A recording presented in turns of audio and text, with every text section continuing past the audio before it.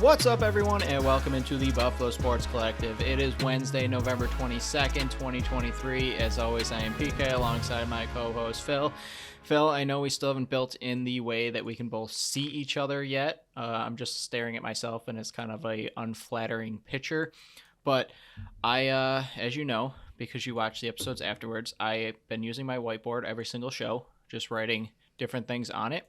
And starting now, I think from now on, I'm just going to put an inspiring quote on it. So my inspiring quote today was discovered and written by me. And it says, if you can't swim, at least dip your feet in. Does that inspire you at all? Yeah, I mean, even if you can't do something, it's not worth not trying it a little bit. You got it. Yeah. You got it. It's pretty inspirational. Sure. Thank you.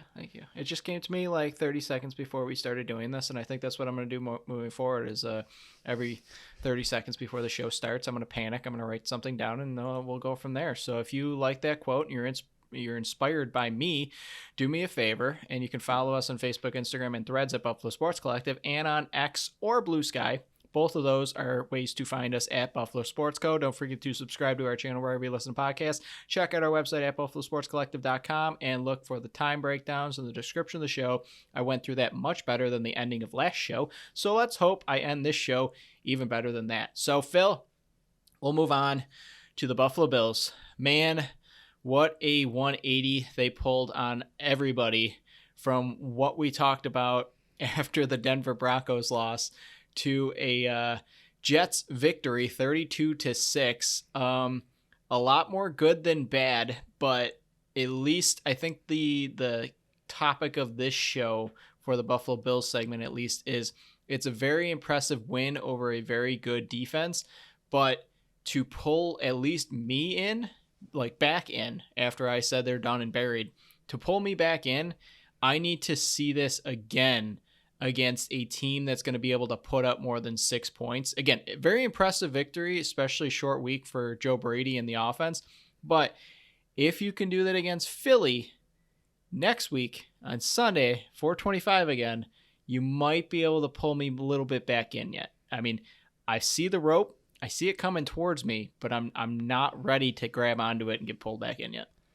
Yeah, I mean, one of the things in my notes was pretty much exactly that. I just don't want to get too excited about one game. Yes. I mean, the Jets, I think, like you said, the biggest thing with this is that the Jets defense is very good. It's kind of what they pride themselves on, even if their team is not doing great. Their offense is a joke for the most part, and yet the defense really plays with a lot of pride. They love being really good. You could see it throughout the entire game against the Bills. Every single time the Jets did something well, they were there to taunt and throw it in the Bills' face that they stopped them. So the defense came to play, and so for the Bills to be able to put up the most that the Jets defense has allowed all season, and like you said, a complete 180 from that offense, just everything they did looked really good. They had some unique things. I think Brady was almost trying too hard in the beginning to make it look different. They were doing a lot of screens, almost too many, and then a couple reverses and things like that. I think they just got a little bit too cute right off the bat, but then once he settled in with his play calling, they looked really good. They looked unique. They had a lot of movement before the snap. They just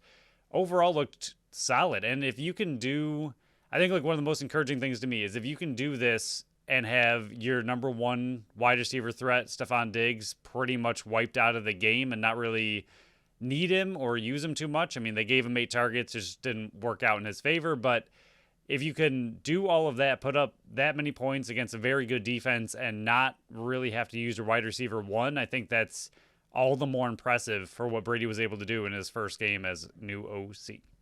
Yeah, I mean, the offense definitely looked a bit ugly to start. I mean, they had to settle for 3 field goals, but it felt like they were moving the ball with a lot more ease, and it didn't look as forced and as difficult as it had been under Ken Dorsey. I mean, again, they were moving it, no touchdowns early on, but that James Cook play design And then later on, the Ty Johnson on the 4th down and 1 play design. You don't get that under Ken Dorsey. Those were great play designs by Joe Brady, and he did that off of like 5 days. So I'm very interested. And we tried not to, overreact when they were on that, ugly losing streak and ugly play on their offensive end. I mean, I honestly waited until the Denver game to just bury them. And I'm not going to just flip a switch and jump right back into it, like I said to start the show. It's going to take me a bit of time, and you're going to have to show me. I'm not just going to dive right back in and trust, okay, everything's fixed in roses because of what I saw the first 10 games of the season. One good game when everything's changed. Yes, that's one of the positives is this might be the new way moving forward because you have a new OC in Joe Brady. If this was under Ken Dorsey, it would have been, okay, you did once, you got to keep doing it like 3 or 4 more weeks. This might honestly be the way that it is moving forward now. But again, you've tarnished your reputation for so long to me. It's going to take a while to earn your trust back. But the secondary piece is stepping up. Shakir needs to have more time. It seems like, again, 1 game in, trying not to overact. But the thing that Brian Daboll did so much better than Ken Dorsey is he was able to harness the best of Josh Allen and kind of let him be that he was able to, I don't know the best way to frame this. He was able to, not like punish Allen or anything like that, but able to like, hey, this is the framework I want you to work in. Don't get too high. Don't get too low. Play right in that medium place. And that's what it seemed like he was actually having fun for the first time all year. And I know that Ken Dorsey was kind of a quote unquote Josh Allen hire because Josh Allen was a big fan of him, but maybe this was the kick in the butt that Josh Allen needed. He played very smart. He took exactly what the defense gave you. And even on the sidelines, he said, I'm back. And it definitely looked like he was back in this game. Yeah, I mean, just everything he did, just like you said, it looked much more casual, it looked simplified. He didn't seem like he was in his head about, what was going on. I mean, they even had more designed rushes for him. Yes, they didn't all work. It's a very tough Jets defense, but he was happy, I feel like, to get the designed rushes to feel a little bit more involved in the play. And I don't know, just like you said, like I feel like him even just on the sideline, he looked a little bit more comfortable, a little bit more excited, something we've been missing for him from pretty much the whole year, even when they played well against Miami. I feel like he played well, looked really good, and just didn't seem like he was, I don't know, the Josh Allen of old with the swagger and the excitement and, getting up and just taunting a little bit. Just, it seemed much more like Josh Allen of previous years as far as his attitude goes and even just how he played. Like you said, I think the biggest thing with him was just looking relaxed, calm, and efficient. I mean, he didn't really, we didn't see a lot of those like deep bombs out of nowhere just to kind of make something work. And I mean, even Romo kept bringing it up. There were plenty of times Allen could have forced something, and for the most part, he was just throwing it right at the ground and just kind of giving up on the play, resetting, understanding that this play didn't work out, and he's just going to take the L without trying to force something and causing a turnover, making an error. I mean, outside of that Hail Mary interception, you didn't have a turnover from Allen in this game, and I think that's big, and most of what he did was what Josh Allen is really good at. I mean, finding those, like that pass to Shakir was finding that little bit of a window that he has the arm to get it in. That's like vintage Josh Allen, but not having to throw it 60 yards on a 3rd and 2 for some reason also looked really good. That those kind of play calls weren't there. And even like you said with Ty Johnson and that 4th down call, I mean, that is just a play that you don't see from Dorsey. I mean, it's something you see from all other teams where they just find a way to get the running back out of the backfield on a quick little, 1-yard play, and there he goes. But it just wasn't really happening for the Bills on those short plays. And to see Johnson take it all the way end zone, I think was a little bit of a bonus, but even just to get the first down on such a gimme first down, easy play, they made it look really good, really crisp. And one of the more interesting things, which I guess we can call a negative, but I wonder, I don't know, in a weird way, how much it was designed to not really have Gabe Davis part of this plan. I mean, he didn't get a single target all game, yet you see someone like Shakir really starting to come into his own over the last few weeks. And even Kincaid with another 6 receptions, 46 yards. I know he was used really early on and then kind of faded toward the end. But I wonder if Davis is being pushed way down Brady's depth chart of what he's seen. I mean, it's one game, so we'll see what happens next time. But just seeing the way that they were able to use Shakir and Kincaid kind of ahead of Davis, I wonder if that will be a trend moving forward or if this was a one game he just kind of was phased out of. Yeah, I mean, I can get into that. Was my only negative with the offense yesterday was Davis, but yeah, the offense. I mean, it helps not turning over the ball, like you said. It was the only turnover was that deep shot, that Hail Mary, that really had no chance whatsoever. So I mean, whatever. I'm not even gonna really chalk that up. It's gonna count in the box score, but it doesn't really count to me that the turnover, whatever. It's a big deal. But yeah, Davis. I can't remember who put this out. I think it was Dan Orlowski. And if it's not, I apologize who put this out. Davis, since week 5, if you exclude the Tampa Bay game where she went nuts and they were force feeding the ball, he's had 17 targets for 6 receptions and 83 yards. In the last 3 games, he has 2 catches. This is a good see ya. I don't believe he's coming back next year. I think he's going to have a rude awakening in free agency of what he's going to get paid. And this just reinforces, and I'm not trying to, toot my own horn here, but I've been saying it for years. Gabe Davis is not a number 2 wide receiver. And I'm not even blaming him for this because the team has been trying to push him into a wide receiver role ever since that Kansas City game where he had 4 touchdowns. He has had no business being a wide receiver 2 on this offense or in this league. He's not one of those players. He drops the ball too much. He doesn't have big enough route tree that you can run, get open on those type of plays. He's a deep shot guy, and the defense in this league is taking away those deep shots for Kansas City, for Cincinnati, for Buffalo. All the teams that relied so heavily on those deep shots, they got wiped clean by playing one deep safety. So his role has been drastically diminished besides, 1 or 2 handful of games. So I really think that Davis is still going to be playing like 90 to 95% of the roles, but I think it's going to be a merely blocking type role. But yes, after seeing what happened yesterday where you were getting all these secondary pieces, the Kincaids, the Ty Johnsons, the Shakirs, even the Cook in the passing game, and even Diggs was phased out, not even phased out, but he had 8 targets for like a lot. There were very few shots force feeding Diggs.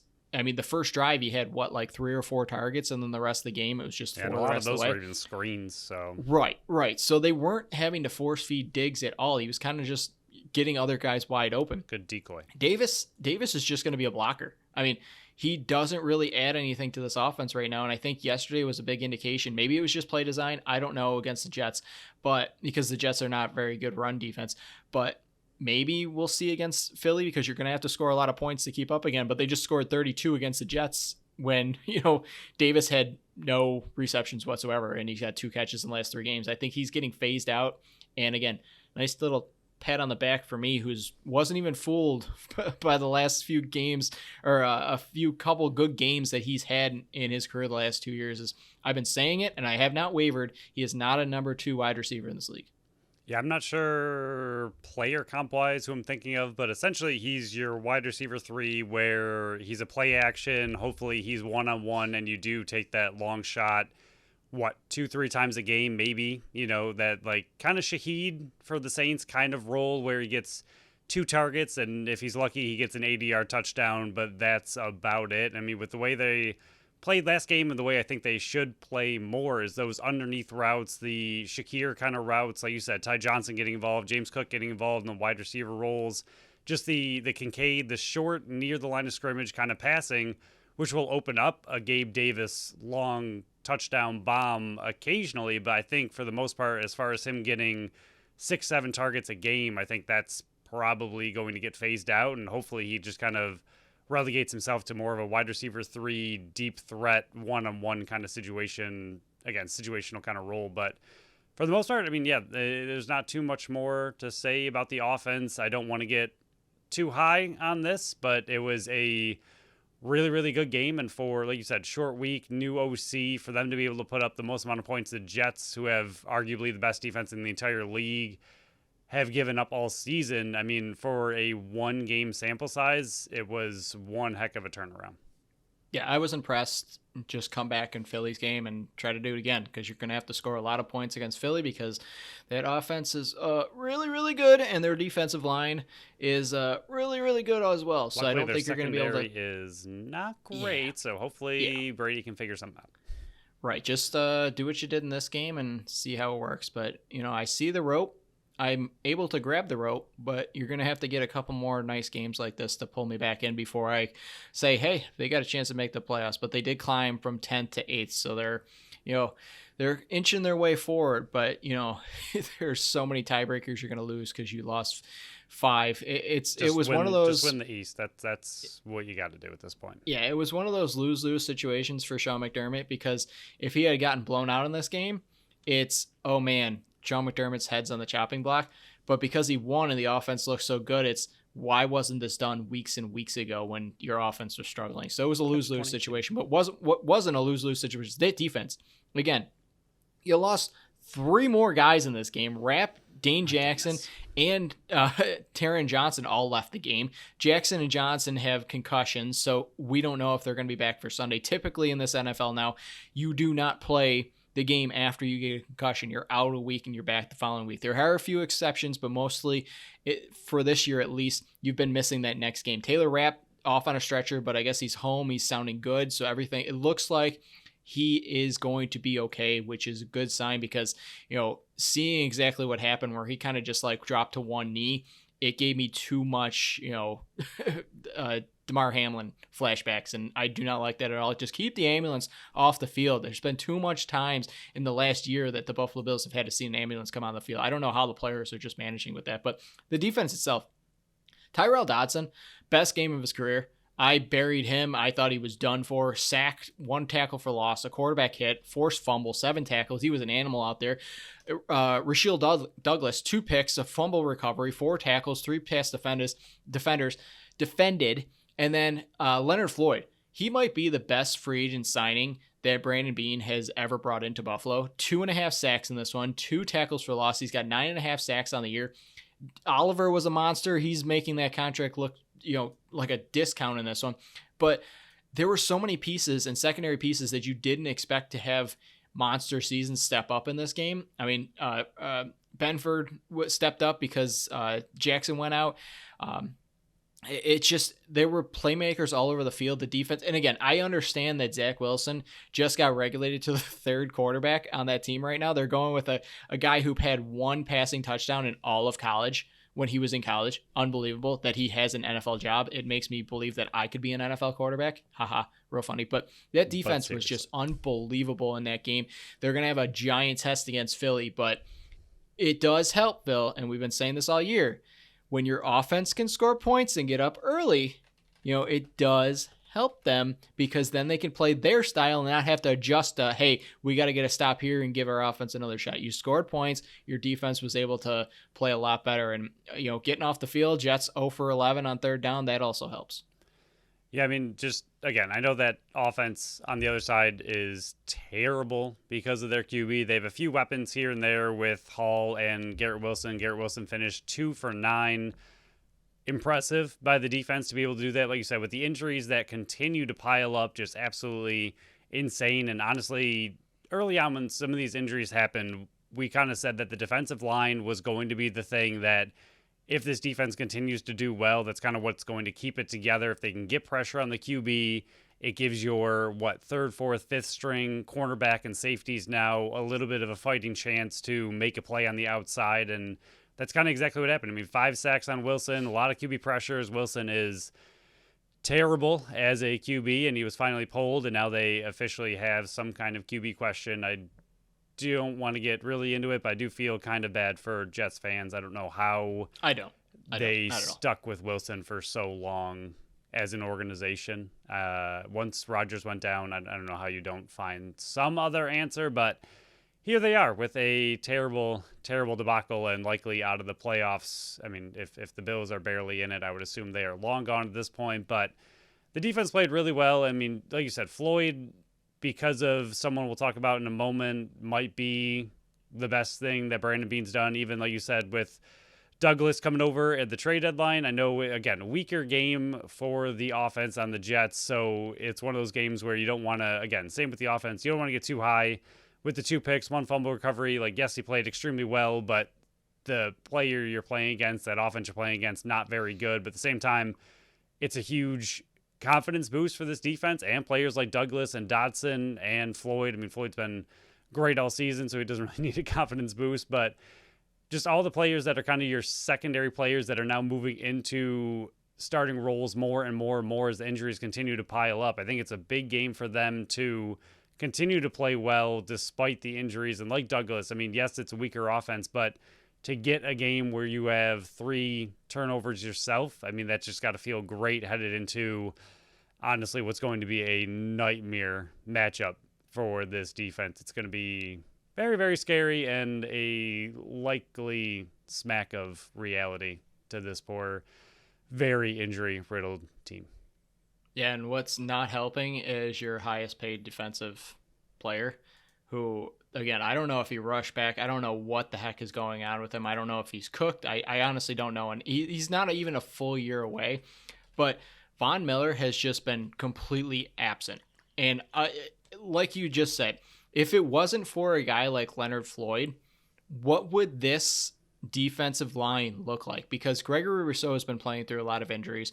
You got AJ Epinesa, who has shown flashes. Shaq Lawson got a sack in that one. But really, you were relying and waiting for Von Miller to be that added piece, that finisher, and he has just not been good at all. He hasn't shown up at all. It looks like he hasn't been a full year away from the injury and fully healed from it. So I don't know if this is just a progression, but I don't even look for him on the field anymore. I honestly don't, because he's invisible out there.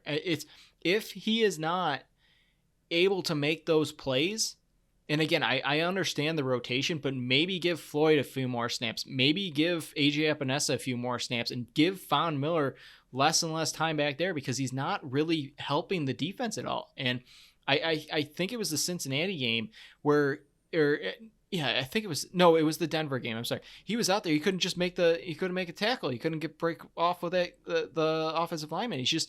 He has either lost a step, he is not fully healthy again, which if that's the case, he shouldn't have came back so early, but it's just, he's invisible, and it's making that it's mind blowing that they keep throwing him back out there. I know they're doing it because, he's a leader on the team, and he's a veteran, and he's known as being a closer, but he's just been awful since he's come back, Phil. I don't know if he rushed it or what, but it's just, he's invisible out there, and a guy like him should not be ever invisible.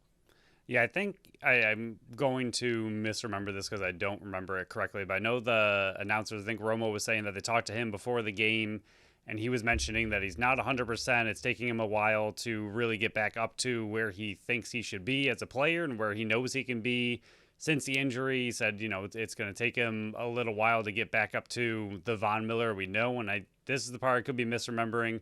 I thought they mentioned something about him saying he'd be ready for playoffs, something of that nature, where he might not believe that he's going to be the Von Miller that we know until much, much later in the season. To me right now, I think you're just hoping that after the bye week, where he can take a week off after playing for a little bit, and he's been in since week 5, so it's not like this is, the second week removed from an injury. He's been back for 6 weeks now, so one more game and then the bye week. Hopefully the time he's played, he, is getting back into football shape and everything. But now you would assume, kind of like what you're saying, that he'd be okay by now. I mean, 6 weeks in from, even before the season started, he said that, he was arguably ready. He didn't feel like he was 100% ready, but the doctors cleared him before week 1. And then he goes 4 weeks on the IR, comes back for 6 weeks, and we still don't see the Von Miller that we're expecting. So hopefully, I don't know, one more game, maybe a bye week to have him rest up, but he does not look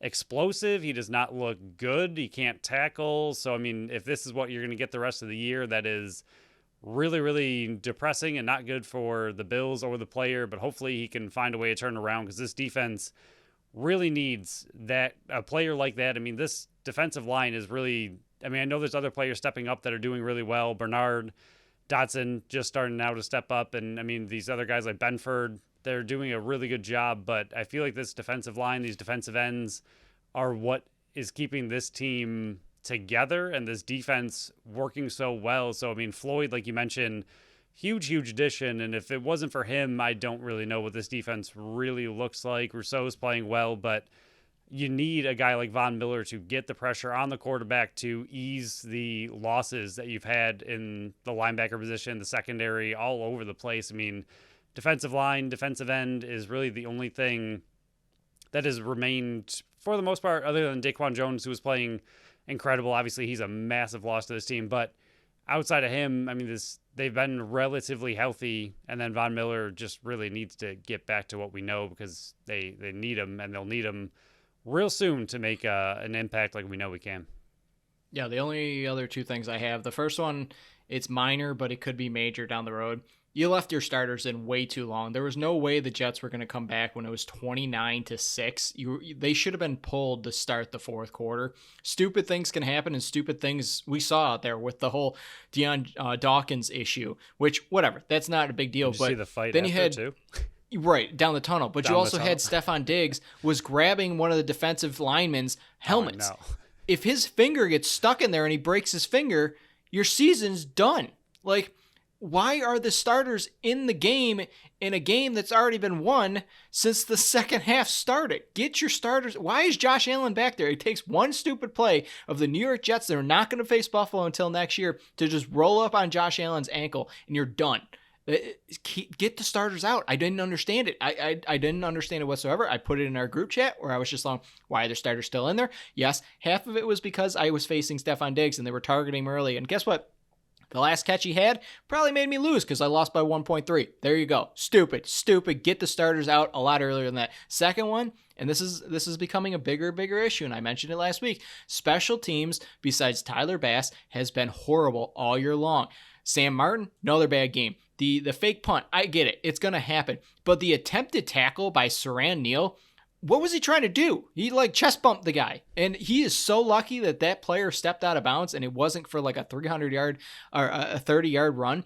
It was a horrible tackle. And for a team that has invested so much money and so much capital and so much attention in that position of the game, they always say it's 1/3 of the game. They're horrible this year. And Matt Smiley, for all the attention and the anger that people have had at Ken Dorsey, it's time to flip that attention and put it right on Matt Smiley, because if he doesn't start stepping up and fixing the special teams, there's going to be a massive issue, because you saw it in week 1 where the Jets ran that punt back and for a touchdown. Yeah, besides Tyler Bass, the special teams has not done much at all this year that I've been happy with or pleasantly surprised with. They've just been a dumpster fire. They did start the game with that ridiculously nice hit and fumble. I credit that to Reggie Gilliam, not Matt Smiley. For sure. Well, yeah. I'm not saying that, but I mean, it was a great turnover. It was heck of a hit. Really popped. That went for a field goal. Yeah, I mean, that's not his fault though. But yeah, I mean, the special teams, like you said, it's not hurting right now per se, but Correct. It's going to possibly at some point.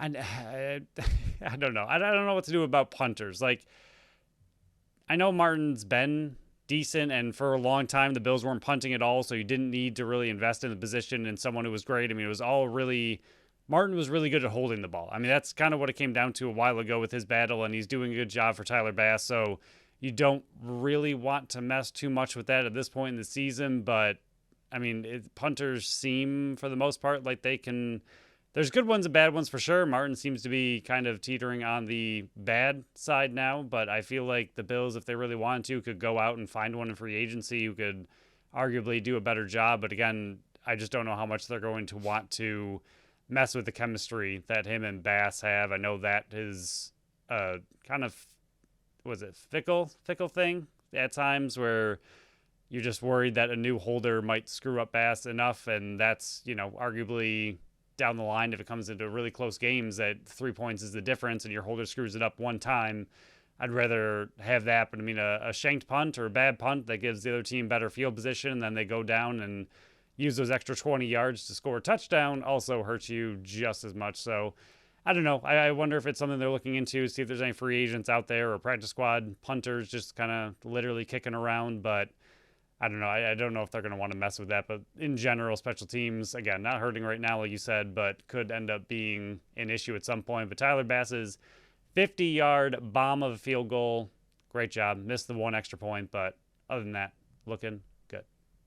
So next week, Philly, 425. Phil, I do have to point this out, and I know you pointed this out to me. It felt real good to have the game done by 8 o'clock and not have to wait till 8:15. Oh my gosh, the refs! Could you make this afternoon game go any longer with these pauses and the stops? Oh my goodness, I was so excited to be done early, and they just kept pushing it as long as possible. I don't know. They didn't make a ton of bad calls, but the chains not moving and the times we just started and stopped and started and stopped. My goodness, were they making the game really, really slow? And then I know you and I again mentioned it based on this, the end of the first half with the 19 timeouts by each team. Like, come on, what are we doing here?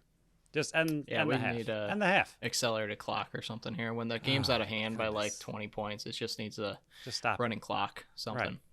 But go. Yeah, like I said, next week we'll have our final Wednesday show. We'll talk about the Philly game. But Phil, we'll move on to Fantasy Blitz here. My defeated attitude last week actually worked because I had Tony Pollard. He finished 11th. You had Devon Achane, which isn't really your fault, but he got hurt and finished 60th. So week 12, can I repeat? I'm going to try it again. I'm stealing your thunder here. I'm going Jaden Reed. He's taking on Detroit. He's the 31st ranked wide receiver right now. If you don't know who he is, he's a wide receiver for the Green Bay Packers, and you might not know who he is because Jordan Love is not a very good quarterback. But the last 2 weeks, he went 4 receptions on 6 targets, 46 yards, but he also had 3 carries for 46 yards and a touchdown. Ooh, is that the next coming of Deebo Samuel? Maybe. The week before that, he faced Pittsburgh. He went 5 for 5, 84 yards and a touchdown. Now, you cannot run at Detroit. Aaron Jones just went down, but they can be beat through the air. He's becoming the main target of Jordan Love, and yes, Jordan Love's targets are not great, but if you're the number 1 target for Jordan Love, I do love it. So don't start Jaden Reed. Maybe you should start him. Maybe I'm pretty good. Yeah, I honestly forgot to get someone, so I'm just gonna let you have this one. Okay. We are both fans of Jaden Reed this week, so boom, there you go. You have to start him, but you also can't start him because Phil likes him and I like him. So take that with what you will. Have a nice day. Bye. See you next week for Fantasy Blitz. We'll move on to the Buffalo Sabres here. 3 games to talk about. And I don't really know how to feel about the Buffalo Sabres right now. Tuesday, they lost 5-2 versus Boston. Remember when we were doing this and they were down 3-0? Yeah, it didn't get any better. Olofsson had the 2 goals. Levi started this one, made 13 of 18 saves until he was pulled. Good thing he got pulled during Olofsson's 1 goal, so they didn't boo him. UPL came in relief and made 14 of 14 save shots. Were 34-32 in favor of the Sabres.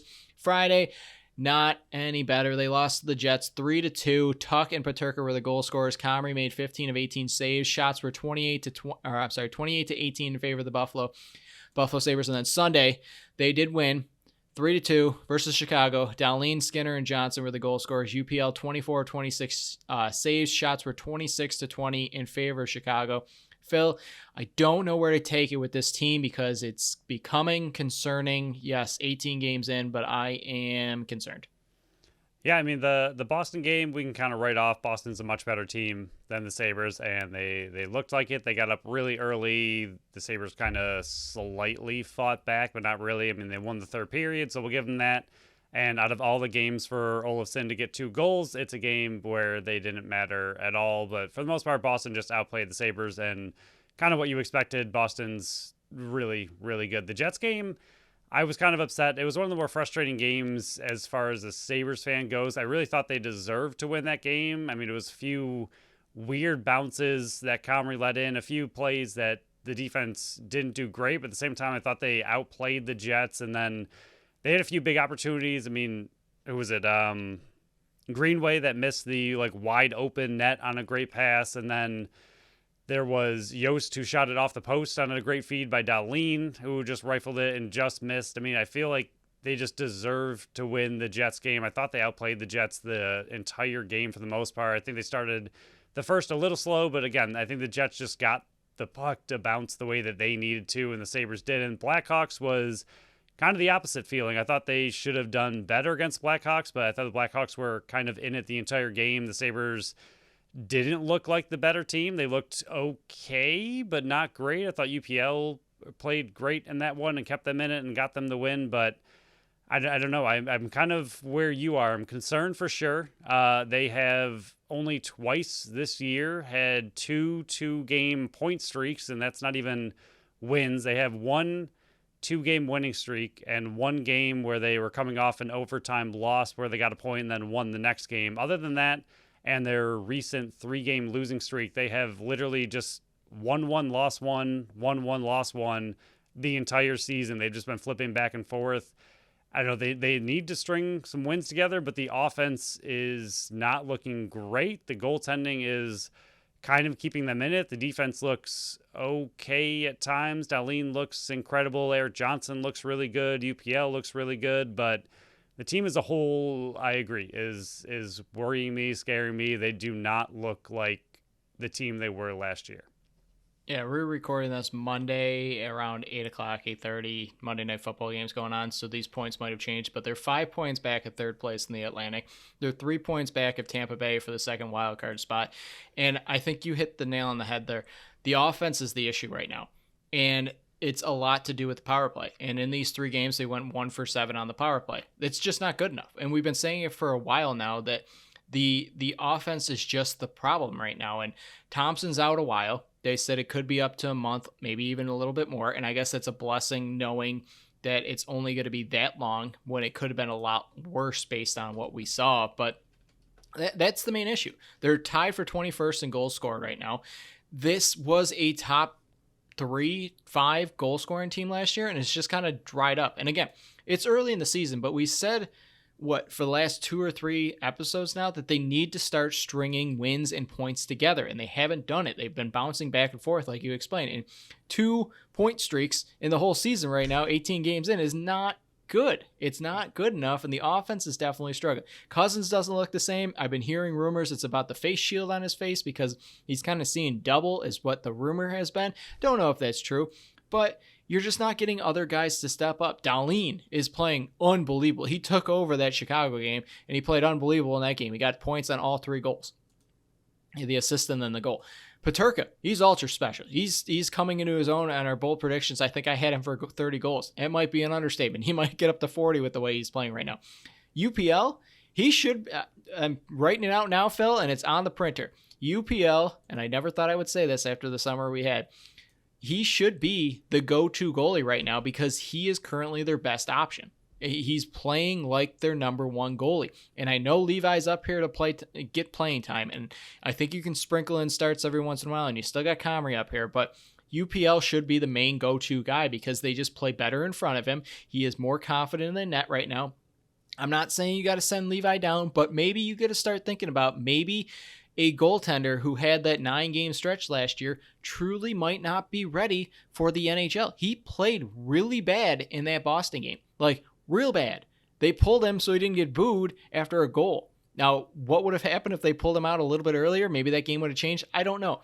But Levi has been struggling. His numbers back it up. Yes, he was coming off an injury. He had a decent start to the season, but maybe you got to start thinking about that the stories about college goaltenders can't come straight to the NHL, skipping the AHL. Maybe he's not the exception. I'm saying that right now, asterisk next to it, but it's possible. The final thing, and then we can step out of here, and anything else you want to add to this. This week will determine a lot. And again, we're recording on Monday nights, so stuff had already been worked. It might be already worked out, and you might know this before, listening to this. Zach Benson and Ryan Johnson, they can't go anywhere. Benson is one of their best top 6 forwards, and Ryan Johnson is playing unbelievable on the defensive end. If they go somewhere, if Ryan Johnson's sent back down to AHL and Zach Benson's sent back to juniors, they are not serious about winning, and this is not a playoff or bust team right now because those are some of your best players. They can't leave this team if the Buffalo Sabres are serious about winning. If those 2 go anywhere, this team is not a playoff or bust team. They're a team that just wants to keep building. Yeah, Johnson in his 7 games so far is +4, and similar to what we saw with Benson in the preseason, he looks very comfortable out there. He looks really good. He looks really fast. He looks confident. He looks good. Just plain and simple, he looks like he deserves to be on this team, like he belongs in the NHL. I'm super glad that he was able to sign here. I know it was very touch and go for a long time if he was going to sign here. he did, and he looks really, really great. So that seems like it's already being paid off. Like you said, what are they going to do with him when the time comes? I really hope that they keep him because, like you said, he deserves a spot. Benson, same exact thing, was injured, came back, and then in that last game against the Blackhawks, he was a huge spark to the offense, something that they need really badly. I know Skinner's been playing decent, Tuck's been playing decent, Peterka's been playing really well, but for the most part, secondary scoring has been gone, and even their top scoring, again, Skinner and Tuck have been looking better as of late, but it's just not as consistent and exciting as we need it to be for them to continue to play well. But Benson is a player that can give them a spark and continues to look like he belongs on the NHL team. I don't think he deserves or belongs in juniors at all. And I think, like you said, if he gets sent back, I will be questioning what they're doing this season. And their offense needs all the help it can get right now. And Benson has been a really good spark. I think he's going to be a very special player from what we've seen out of him already at 18 years old, this young, not really having any AHL experience, just right to the NHL. And he looks comfortable and he looks really good. And then UPL, I completely agree. His season stats so far look much better than when we talked about it a little bit ago, but he's down to a 2.8 goals against average, which is pretty solid, 9-11 save percentage, which isn't amazing, but it's definitely not bad, and a 4-3-1 record. So you said they like to play with him in net. He's been looking just really solid. He has not made too many major mistakes that we've seen. The goals he's letting in, again, a lot of times it's on the defense or it's an incredible tip. He hasn't really let in too many soft goals that you just expected him to save. I think he's kind of working that out of his system, but he's made a lot of big saves for him as well in these games, keeping the team in it. So I do agree. I think he's the one. Levi definitely looks like he needs some help. I love the guy. I think he's going to be great at some point, but he looks like a struggling, just out of college, possibly rush to the NHL goalie. He looks a little out of it. I mean, he's trying, he's doing his best, but he looks, like you said, he just doesn't look as good as you hope he would be. I think UPL needs to be the 1A, and I don't know. I still don't agree with 3 goalies right now. They are making it work and kind of need it. I don't love it, and I don't know what you do later in the season. If push comes to shove, you need to kick one of them off. Obviously, Levi's likely not going anywhere. Can he go to AHL still? Yes. Yes, okay. He can get some. So, I don't know. I don't think, it sounds weird, but I don't think that's a terrible option. Even Comrie in his last game didn't really play bad. I thought he played all right. I know he had a couple fluke goals that were unfortunate, but he played pretty well. He's been playing decent all year. I don't think he's played terrible. So, I mean, if anything, I would not hate to see Levi go to the AHL, just kind of even just to reset himself. I mean, just think of the whirlwind he's had. I know he loves the competition. He loves being out there, but a 9-game tryout and then starting your first NHL season, like you said, with just straight from college, he hasn't really had a chance to settle down or just kind of reset himself. And I think if he could just gain a little bit of confidence for himself in the AHL and then bring him back up, like you said, every once in a while, because he definitely needs action in the NHL in order to continue growing. But UPL definitely seems like their starting goalie right now, and he's playing like a starting goalie. He looks good. Yeah, so if you want to hear a rant from me or Phil, if Zach Benson or Ryan Johnson go anywhere, you can stay tuned next Wednesday, because we're going to make a whole segment just about burning down the Buffalo Sabres, because it will happen. But we'll move forward to the final segment here. Before we dive into it, we want to give our thoughts to the family of Jordan Costa. He was the 2010 draft pick for the Buffalo Bandits, who did just pass away, just 34 years old. Just a terrible, terrible situation that was going on. So our thoughts are definitely with their family. Yeah, it was before either of us really got into the Buffalo Bandits, but just too young for anybody. And then being a part of the Bandits and the Bandits family, our thoughts are absolutely with them. Yeah, so I always hate this part of it, because this is one of the bad things about the podcasting and just talking about these things, is there's no good way to transition to it. So the best way I do it is just power through it and move forward. So Phil, the first cuts of camp for the Buffalo Bandits were, I almost did it, Phil. This is the first time I almost did it in a while. I've been very proud of myself. The first cuts for the Buffalo Bandits camp are in, and I know they cut a little bit deeper to you than they do to me. And I know we had this conversation even before recording. Two 2022 draft picks, one 2023 draft pick, and a free agent signed this offseason were cut. Austin Bloomberg's and Ryan Sharkey were the 2022 Duncan Carte was the 2023, and then Dan Kurkowski, he was the free agent that was signed this season. So not big time shocking moves, but guys that they brought in to try to make a statement and try to make a name for themselves, and camp did not, and they were the first camp casualties. Yeah, I mean, Bloomberg's Carte and Sharkey, I don't think they were really in contention too much for the active roster, but three bigger names being cut early, especially Bloomberg's was the big one of those four, just being that single transition guy that they drafted recently coming into camp. So clearly they're okay without possibly adding a transition player to this team outside of the incredible Ian McKay. So I don't really think any of them had a great chance by any means of making the roster. I thought Bloomberg's had an opportunity with the injuries to possibly sneak on if they wanted to go that way, but I think none of them were just, really shocking to be cut, but still some of the bigger names in camp to start.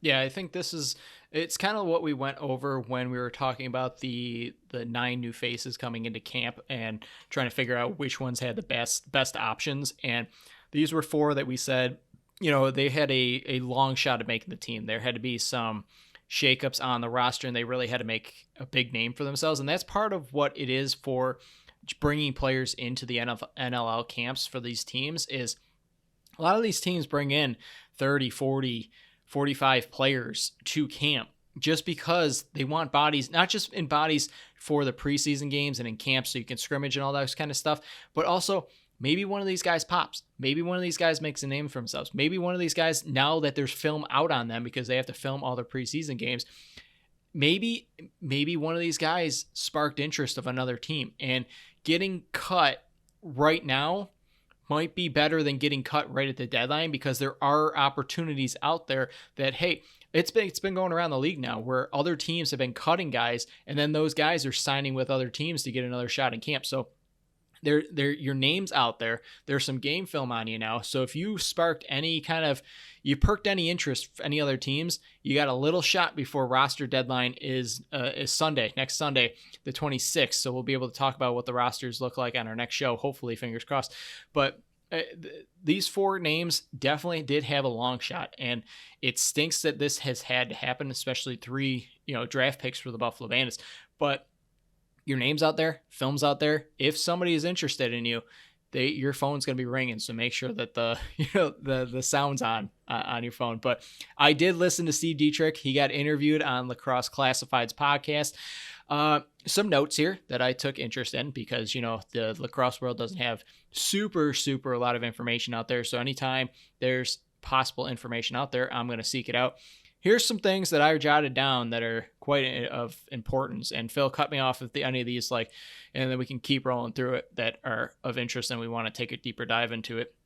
Matt Vince, he's not sure he's going to be playing the full 2 years, but he did sign the 2 years because he didn't have to want to work on another deal in the offseason. So mind you, he did sign 2 years. Doesn't mean he's playing the full 2 years. It just means that he's not going to have to go through the whole situation of being a free agent following year and work through that. He said that Dane Smith's one of the toughest ones to get a deal done because of the cap restrictions. Not because Dane Smith and his agent are tough to deal with, but just because they want to pay Dane as much as he's worth. And because of how the league is structured, you can't really give him the money that he might be due. So that's part of the difficulties of dealing with him. One of the rule changes we talked about a couple shows ago, and I guess this is us being confused is not just us, because Steve Dietrich and some of the players were also confused. If the ball goes off the player, the clock is going to reset again. The rule was that allegedly was out there that didn't even get a vote, that it wasn't going to reset. It's going to reset again. So it's the same rule. Pretend like we didn't even say anything. Pretend like I didn't even say anything here. So I guess they went hard. I guess we'll go on that one. I'm surprised that they did not want to change that as a league, as the players, if it truly was up for a vote to switch that, where if it goes off a defender, it does not reset. I'm surprised that everybody was against that, and they actually enjoy... No, they didn't even hold a vote. Oh, okay. Now I see what you're saying. There was no even vote there. All right, well, that's just some random information.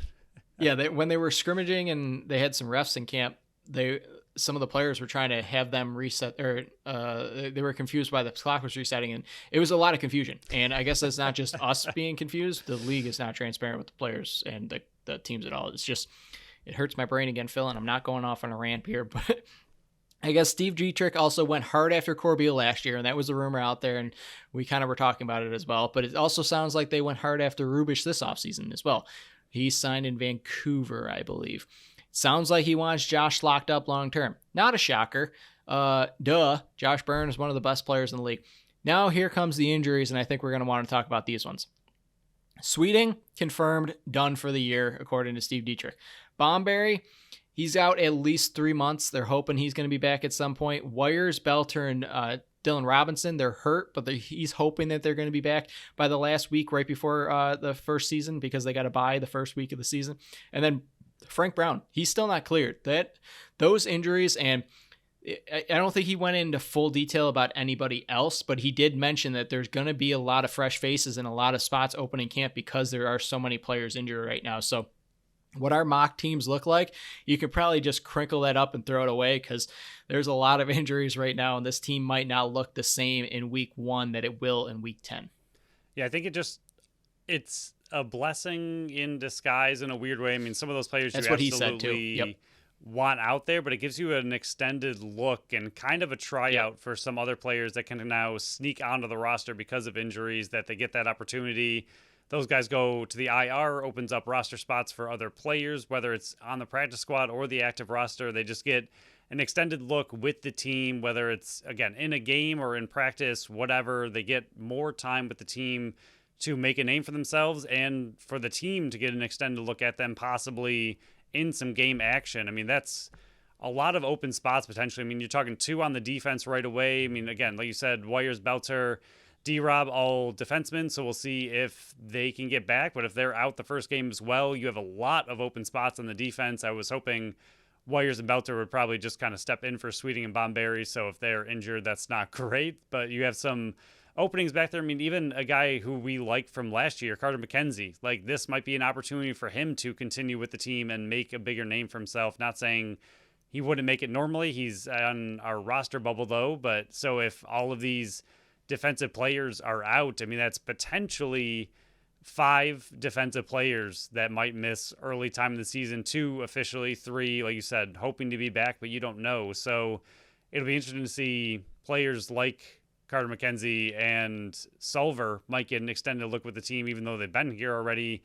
They're trying to kind of fight off and keep some of these other players off. And then Brown, another one who we talked about just having injury history, a little bit of injury trouble, still not cleared. So that might give another opportunity to someone like Watts to sneak onto the roster and get an extended look with the team. So it's bad because we like all those players and we want them to be on the team, especially bigger names like Bomberry and D-Rob. I mean, those are players that have established themselves as a big part of the team and organization already. So you want them in the lineup. But again, it's a weird way to get an extended look at some of these other younger guys coming into camp. That's pretty much exactly what Steve Dietrich has said as well, is there's spots open in camp. They want guys to step up, but it also makes his job a little bit easier, not having to make as many drastic cuts and swing some deals, because there's openings on this team due to the injuries. But the last thing here, and it sounded like based on what Steve Dietrich was saying, is at the moment, Steve Orleman and Delvin Shanahan are both going to make the team, and Evan C. is going to go on the practice squad, which was a bit shocking to me. But based on hearing all the injuries, there's going to be room for 3 active goalies. Again, sounding too much like the Buffalo Sabres, and ask them how it's going. But at least in the now, he said originally into camp they were planning on just one of the 2 making it, and the other one was going to get cut and go somewhere else. But because of the makeup of the team right now and how it is currently at the time of the interview, he had all 3 of the mainstays goalies making it, and Evan C. in the practice squad. But the last bit here, the Georgia game, which is in 6 Nations, which you can go watch. The Georgia game sounds like it's going to be as close as possible to seeing how the team will actually look like. So I would assume you're going to see Matt Vince for a little bit of time. And then again, it goes to who between Orleman and Shanahan is going to get that relief of him, in my opinion, because yes, both of them might make the active roster, but you're not going to have 3 active goalies in the games. One of them's going to be a healthy scratch. So who's going to be the main backup of Matt Vince? I think that will be not locked in determined, but in pencil behind Matt Vince, who's going to relieve him in the Georgia game in the preseason on the 25th, I think it is. Could you imagine if they did have both three goalies active, just having two on the opposite side of the bench with players trying to run and gun on the bench, trying to There's no room. Past There's no room. Squeeze past both these goalies at both opposite doors. Yep. It'd be a good time. It'd be a good time. And then when it comes to the very end of the game, if they're losing, they could just keep running a different goalie out there, so they're never tired. Just all three goalies sprinting from the crease to the bench and keep them fresh. But yeah, I mean, it's fresh legs. Again, it's just like what we talked about, where more roster spots due to injury allow something like this. And the other big point of this is not only is it good for the Bandits to get extended looks, but it's also good in a way for not just other teams, but it gives Dietrich an opportunity to showcase some of these other players. And also you would never hope for an injury by any means to other teams, but say, come week 3, week 4, when the Bandits need to maybe cut one of these goalies, if another team has a goalie injury by then, your trade stock for that player goes through the roof. And some of these other players that likely would have been possibly just cut get a bigger, extended look. And if the Bandits still can't find room for them, but they have a good showcase early on, it just makes their trade stock that much higher as well. So again, it's not just for the Bandits that it's good. It's also good for potential trade targets in the future, even if it's just for future draft picks, anything that you can get for these players instead of just cutting them.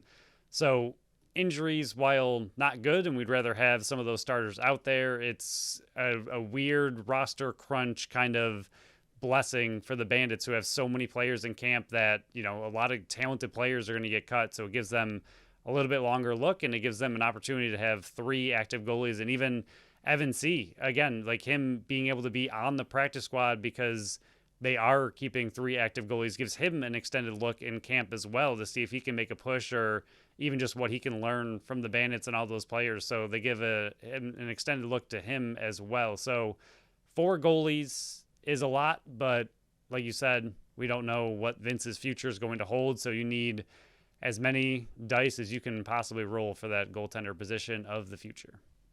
So we'll move on to our final segment of our final segment. I love saying that, Phil. We're going to go through our playoffs that we predicted last week, our 8 finalists for the 8 seeds in the NLL final or NLL playoffs here for the 2023-2024 season. We're going to run through the playoff scenarios, and crown our champion. So I had Buffalo, Toronto, San Diego, Halifax, Colorado, Calgary, Panther City, and Georgia. Phil, you want to give a recap of your 8 teams? I had Buffalo, Toronto, Halifax, San Diego, Calgary, Colorado, PCLC, and New York. So we will run through it. I'll kick it off here first in the 1 division, which is the 1-8-4-5 matchups. A reminder, this does not reseed after the first round. That means that if a upset happens, it doesn't matter. The 1-8-4-5 is on one side of the bracket. The 2-7-3-6 is on the other. So let's run through the 1-8-4-5 matchups. For me, it's Buffalo versus Georgia and Halifax versus Colorado. I have, because these are 1-game series, I have Buffalo advancing over Georgia, and I have Colorado upsetting Halifax. So I have the 1-5 Buffalo-Colorado rematch of last year's finals happening in the semifinals on the one side of the bracket. Phil, what does your 1-8-4-5 matchups look like? I have Buffalo and New York for 1 and 8. I have Buffalo in that one. And then I have San Diego and Calgary as my 4-5. I have Calgary because I like them a little bit too much in that one. Mainly, again, really comes back to my goaltending love. And I think goaltending, especially in playoffs, seems to beat out most other options. And even a high-flying offense can do what they want. But when it comes to defense and goaltending, they can usually possibly steal a game. So I think it just will win out with Calgary in that situation. So we'll go over to the other side for the quarterfinals. My 2-7 matchup is Toronto versus Panther City. I do not have an upset here. I have Toronto advancing as the number 2 seed. And then in the 3-6 matchup, San Diego versus Calgary. I do have San Diego finally getting out of the first round. I have them defeating Calgary. I think their just offense is just better, and I think they can get by Del Bianco. Again, it's a one-game series, so anything can happen, and having Del Bianco in net with a winner take all an advanced series, it is scary, but I think San Diego does have enough firepower to advance there for the Toronto-San Diego matchup in the semis. For me, I have Toronto and Panther City as well. I have Toronto with that one. I think Toronto is a pretty good team. And then Halifax and Colorado, I think it'll be close. I like Halifax quite a bit, but again, to me, goaltending will win out. Also, Colorado's just, I feel like a little bit in a weird way, a underappreciated team this year. I think they've just been... Last year during the season, they weren't very good. Losing Ryan Lee again for the entire season. They have some things to answer for, but Dylan Ward is still back there. The defense is still incredible. They have a decent offense as well. So I think Colorado, with their recent back-to-back championships, will also be in there. So we'll switch back over to the other side. I have Buffalo as the number 1 seed versus the number 5 seed in Colorado. Again, the rematch from last year and the rematch from the year before. And this is the best 2 out of 3. And I do have this one going the distance. I have Buffalo ending up winning in 3 games. I think it'll be a home as well. So I think Buffalo's going to win games 1 and 3.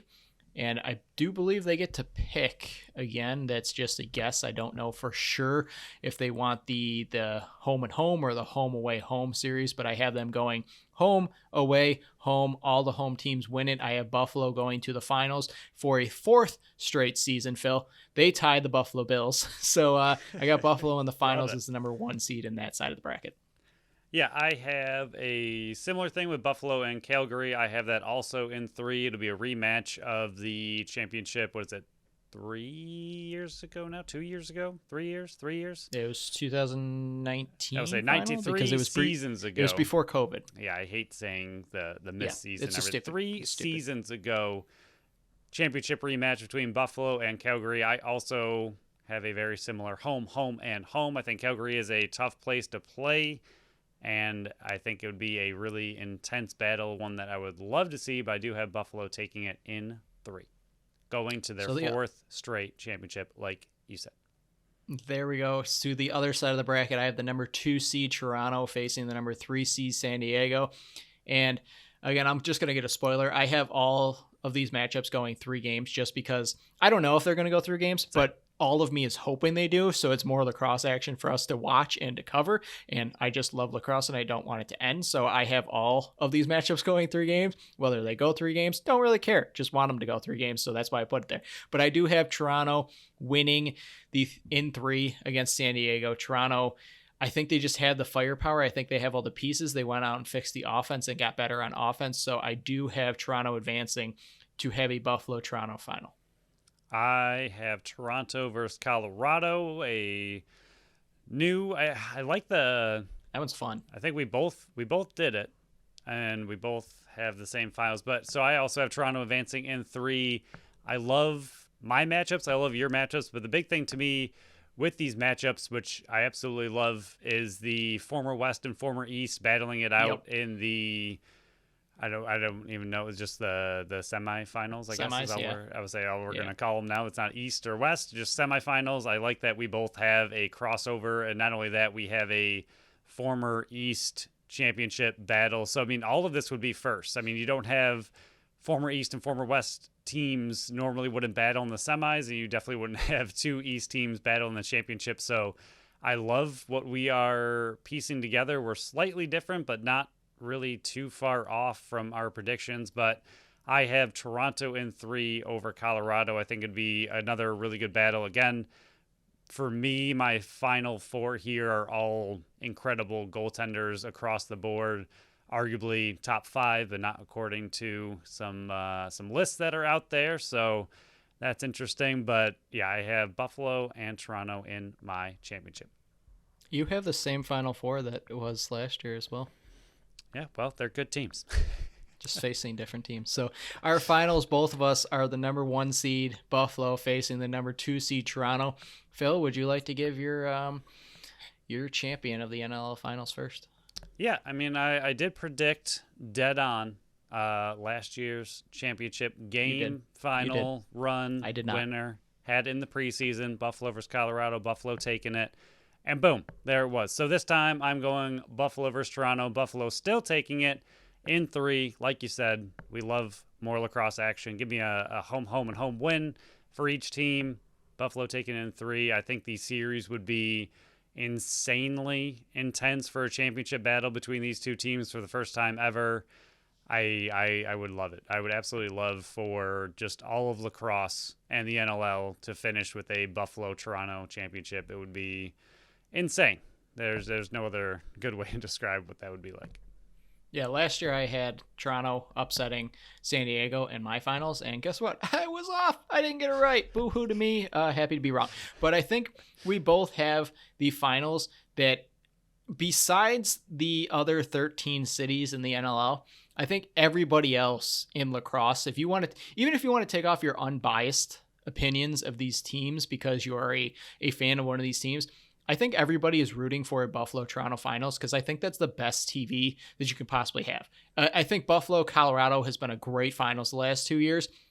But if you want the ugliest, the baddest blood between two teams fighting it out for a championship, Buffalo in his 4th straight finals looking for back-to-back. Toronto, the one that can never get over Buffalo in the finals. Both of those, two, in my opinion, top 2 teams in the league. Top 2, they're in a tier of their own past everybody else. This is the finals. And again, I already spoiled it. I have it going the distance just because I wish this would go best of 7 because that would be unbelievable. I don't know if the teams would make it to get 7 games because of how bad they hate each other and how bad this final even would be 5. In a good way. Yeah, even 5. I don't know if they would be able to make it to game 5, but I think what's going to put me over the edge here in deciding between these two is, I'll be honest, it was very tough for me to look at these two teams and really pick who I think has the edge too, because I think they're just very, very evenly matched on paper when you look across the board. I think the offenses are very similar. I think maybe you give the edge to Buffalo. I think the defense is very similar. I think you give the edge to Toronto. It's in net, and it's just the experience at this point. Toronto hasn't been to a finals in a long time. Buffalo's been to 3 straight. This would be their 4th finals. I'm breaking away from what I did last year, and hopefully this puts me back in the good graces of Buffalo and Banditland.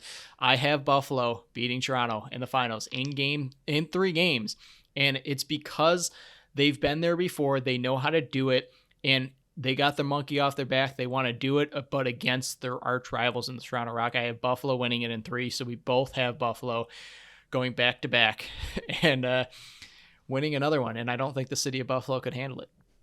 Yeah, I think for Buffalo, the interesting thing to watch throughout the season, there's 2, I think, kind of big storylines for a team that is pretty much returning a lot of the similar roster. I mean, we just talked about some openings that are going to be happening due to injury. So for me, it's the youth on the defense with Belter and Wires.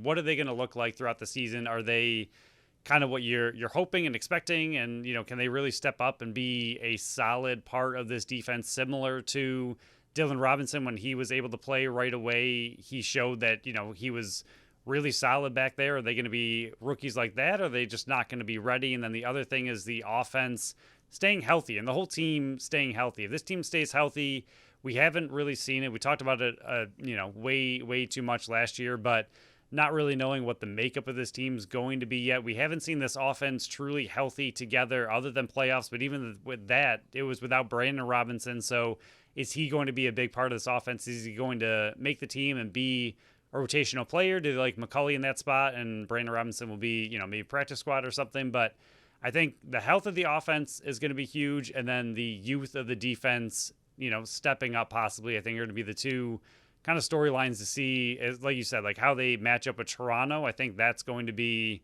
kind of what either shines or could possibly hurt them against a team like Toronto that looks also very well stacked across the board. So there you have it. We both have Buffalo winning the finals and winning the NLL championship, going back to back. And this might be the first time we've had this on the show that we both pick the same team to win it all. So, Phil, is there anything else you would like to add to this show before we shut it down and get ready for our final Wednesday show until next June? That merchandise would be fantastic with back-to-back wins. So it would. It really would. That's all. That's the only other thing I got. So on our next show, which will in fact be our final Wednesday show, because reminder, first week of December on the 4th will be our first Monday show back since the June shows. Remember, 6 months on, 6 months off. And then the final Friday show on December 8th, we will preview the first game on the schedule for the Buffalo Bandits as they look to defend their title. But on next Wednesday's show, before we even get to 2 a week shows, it will be our Buffalo Bandits Bold prediction show. You will not want to miss it. We're going to have plenty of Buffalo Bandits talk. We're done talking about the league for now. It will be strictly Buffalo Bandits talk. We'll probably be able to should, and fingers crossed, be able to go over what the team looks like because the rosters are due on that Sunday. So we got a full slate of Buffalo Bandits action to talk about on our next show. We'll also talk about Buffalo Sabres and hopefully Buffalo versus Philly. It's a turnover battle right now in the Monday Night Football game. I'm going to turn on the Manning cast. So thank you all for listening to another episode of the Buffalo Sports Collective. Follow along with us on Facebook, Instagram, and Threads at Buffalo Sports Collective, and on X, as well as Blue Sky at Buffalo Sports Co. Visit our website at buffalosportscollective.com. Subscribe to our channel wherever you listen to podcasts, and make sure you leave us a review on Apple and Spotify. Until next time, bye-bye.